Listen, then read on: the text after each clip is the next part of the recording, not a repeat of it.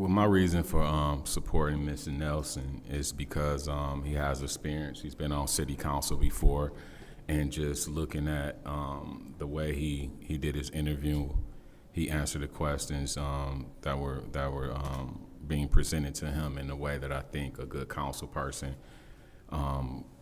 should conduct themselves to help try to move things forward. Nothing against anyone else. But I just think right now he would be the best candidate. Is my reason for supporting him. Okay, Ms. Lewis is not in. Ms. Priestley, did you want to take 3 minutes? Yes, please. Okay. So Hold on a second. I've honestly looked at all the candidates, and there's one candidate who has shown severe disrespect to members of this body, and I cannot tolerate that on this body. So anyone who shows that kind of disrespect towards us, I will not appoint. Mr. Jones, I have no problem with at all. I do worry about his ability to understand some of the issues that we face and some of the reasons behind decisions being made, and but I absolutely have no issues with him at all. Mr. Dumas doesn't understand Robert's rules well. He also has made comments that are contrary to what we know is in our packet, and it's like he doesn't comprehend that issue. Also, he has made some comments towards community members that I haven't liked. Mr. Nelson, he presented himself well. He knows how to chair a meeting. He knows how to run a meeting. He knows Robert's rules. And so I felt that he would be the least controversial person to sit up here. Let the voters decide in May and August, but until then, we need someone who is not controversial and who can be a part of this body and not get into the muck. Thank you. My name is Beverly Biggs-Levy. I'm in the 3rd Ward. And you guys are the sorriest bunch I've seen. 1, 2, 3, 2nd, 3rd, and 4th. You clowns. That's what you are. You clowns. Why you didn't get that girl her money? Because that's the type of person you is. You need to take that rabbit money hat off the top of your head, put something in your forehead, bring them bangs down, because you got the biggest forehead there ever was. Judy Priestley, everybody's tired of seeing your titties hanging to the floor. I have you something. And I have the receipt to go buy something. If it ain't big enough, you can go to a little more than a handful. Call them, they will open the doors and fit you for what you need. You guys are a joke. That Quincy, I did call your job today, and I reported it. If you can sit up here on the council seat, you can go to work at Lear's. And I made sure I let them know who I was, and I want all of you guys to get together, call their HR, and let them know he's sitting in his seat, but he ain't at Lear. So Slick Leave ain't gonna work today. People don't tell you about these, what they call pull-ups. You need a pair for your shitty ass. You see this? They calling you shitty at work. Everywhere you go, you shitting on yourself. And show this man, if ain't nobody told you to buy any of these, I'ma leave your pack.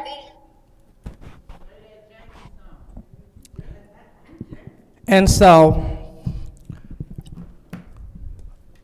that is why Beverly Biggs-Levy does not have my support. Hearing how she harassed our colleague until the week that he passed away is why he does not have my support. Seeing how we speak of having decorum, we hear colleagues speak of bringing the council together. That behavior is not in alignment with those goals. So bringing someone that will come to the lectern and clearly sexually harassed a colleague about her breast. It's not on the table. I can't do that. Seeing that we had her daughter in the back that pulled out the firearm. We don't need that type of energy in these chambers under our appointments. Now, Madam Clerk, could you pause her time? I understand that this is a time of high passion and emotions for everyone, but this is also the time that council is conducting business. And so I would ask that the audience would refrain from yelling out while we are attempting to conduct business. This is the first warning for that. Go ahead. Lost my train of thought. Thank you, Madam Chair. But going back to this, if the third ward choose to elect an individual that brings that negative energy to this place, that's fine if they choose to elect someone. So when election time comes, they make sure that they cast their ballots for her. However, as council members, we have the duty to elect people that are qualified and most effective. So when we conducted the interview, every single individual had the opportunity to listen to the candidates talk about how effective they will be sitting in this vacant third ward seat. As questions were answered and asked, it was quite apparent who was effective and who was not. I'll start with Ms. Biggs-Levy. Ms. Biggs-Levy stated, well, she didn't state much because she didn't answer the majority of the questions. And that was a problem. So when you sit in these seats, you must answer these hard questions. And so if we have someone that's vying for this seat, but they're refusing to answer questions to get to this seat, that show that they may not be the most effective. When we have an individual that have two separate contradicting resumes and refuse to answer any questions about their resume, that looks like they might not be as effective. So as far as council duty is to do exactly what the first section of the city charter council section says. We must select someone that is effective, the most effective and qualified. Clearly they were qualified because they were able to get an interview. But when we look at the interview process and the questions that were asked and answered, that makes her the least effective. So that's why Ms. Biggs-Levy will not have my support. People are not coming to these chambers because they don't like chaos. And so we don't need individuals sitting up here who's intentionally going to bring chaos. And so when we begin to talk about Mr. Dumas, I hear my colleagues as well. Madam Chair? Yes. I'm sorry. I mean, I'm not Madam Chair. Madam Chair? Yes. We've given grace, but her time has been about a minute over. Okay, All right, thank you. Thank you. Thank you.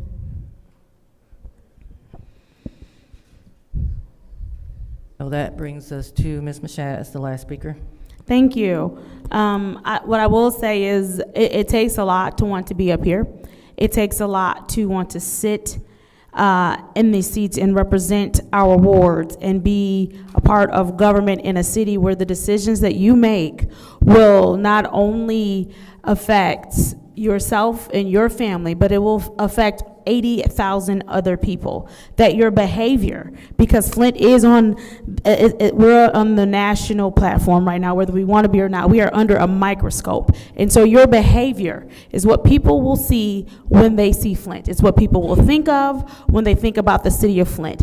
We have gone from a city that has been known for sit-down strikes, has been known for paving the way in education, that has been known for paving the way when you talk about vehicle manufacturing. We are that kind of city. We've gone from that to having a water crisis, to being on the public stage of being in chaotic meetings where people feel as though we can't properly govern ourselves. And that is one of the hardest things to hear about your city, in your government is when people feel as though you cannot govern yourselves. What we have an opportunity to do is to turn that narrative around and get back to some of the great things that we've used to hear about our city. Get back to making sure that people know that we are serious about government, that we're serious about governing ourselves. I don't make this decision lightly because this is the thing about appointments. It's just a temporary place until residents can have their voice heard. I was an appointment at one point, and I had to come up here and show that I would be a professional, diligent person that would represent my ward in the best light. Mr. Alameen, same thing with him. And so from the standpoint of someone who had to come in appointed and figure out the best way to not only represent my immediate area, which is my ward, but the entire city, I don't enter into this process lightly. I didn't with Mr. Alameen, and I will not now with the 3rd Ward. The reasoning behind my support for Mr. Nelson is very simple.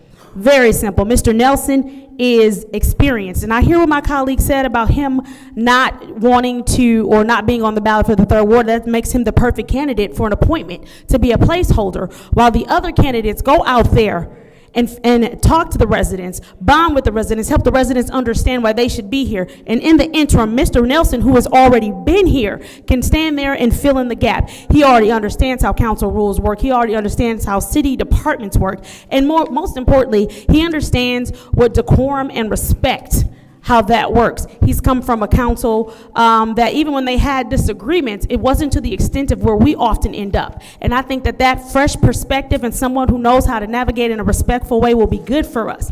Mr. Nelson is the only candidate who has not disrespected any member of this council, whether it was here in person, whether it was online, or any other platform that they might have. And I think that is important, because right now we are bottlenecked with legislation and financial decisions and things that we need to get done. And so the only thing that we need to be focused on right now is having someone in this seat that can help us clear the jam of the work that we have to do. Someone in this seat who has not shown up on any platform, anywhere, or any point in time disrespecting members of this council. All I'm saying is, with Mr. Nelson, we're going to get experience, we're going to get respect, and more importantly, we're going to get the results that we need while the residents have an opportunity to elect who they want out of the 4 people. I also want to clear up the fact that we keep talking about an election that unfortunately did not count. We want to talk about votes. We can talk about the undervotes, and that if those undervotes, meaning those people who sat that election out because they were told to do so, because they were told that the results wouldn't even be announced, those voices were not heard. We don't know where those voices would have gone, and more importantly, what we do know is that the undervotes was more than whatever other votes you're talking about someone else getting. So if we're going to paint a picture, paint a full picture. And the full picture is that election did not happen. Those votes, unfortunately, did not count. And the undervotes were far more than any vote that we want to claim as the top vote. Mr. Nelson is the best choice to sit here, help us get this work done, and be respectful, and also be professional and already know what we're doing. Thank you. I yield.